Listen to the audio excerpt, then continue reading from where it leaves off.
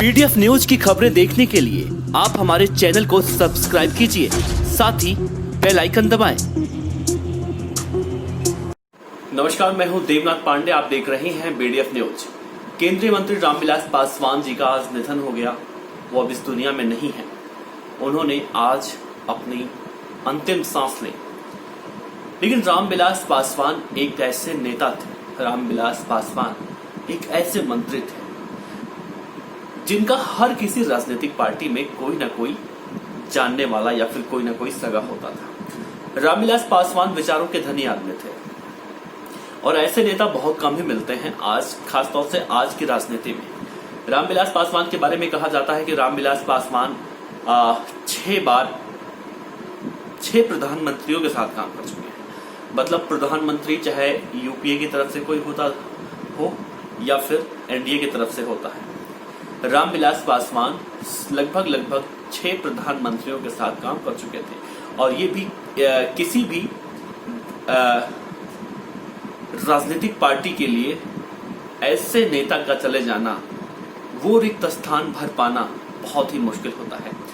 चिराग पासवान ने आज ट्वीट कर लिखा कि उनके पिता का साया उनके ऊपर से छूट गया और ऐसे मुश्किल वक्त में चिराग पासवान को भगवान सहन शक्ति दे। साल 2014 की अगर बात करें, साल 2014 में असमंजस की स्थिति बनी हुई थी। रामविलास पासवान को समझ में नहीं आ रहा था कि वो किस दल के साथ जाए।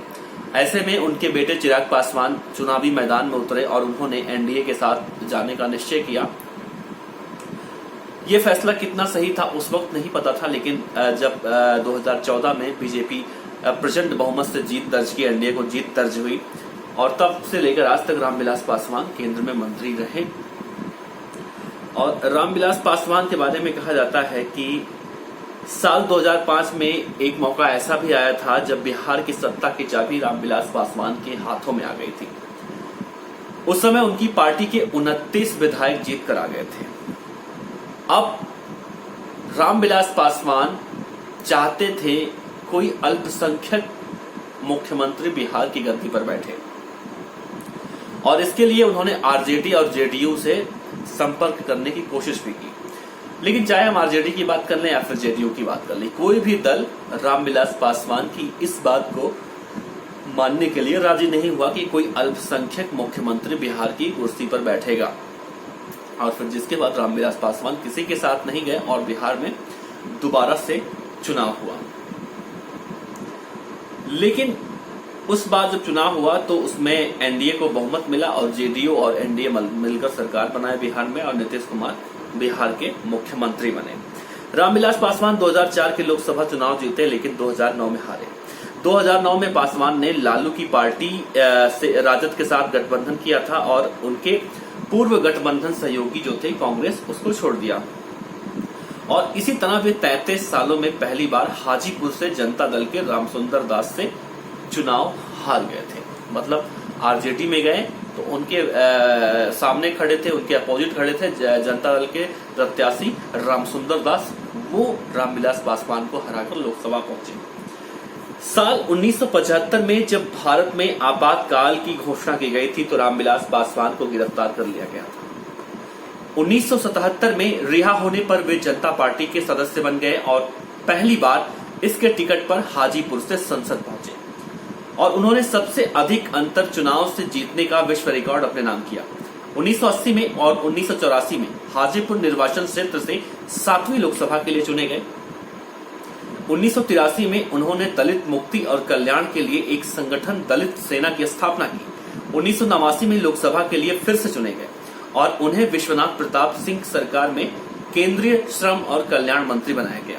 उसी समय मंडल आयोग की सिफारिशें लागू की गईं। 1996 में उन्होंने लोकसभा में सत्तारूढ़ गठबंधन का नेतृत्व किया, क्योंकि तत्कालीन प्रधानमंत्री एचडी देवगौड़ा राज्यसभा के सदस्य थे।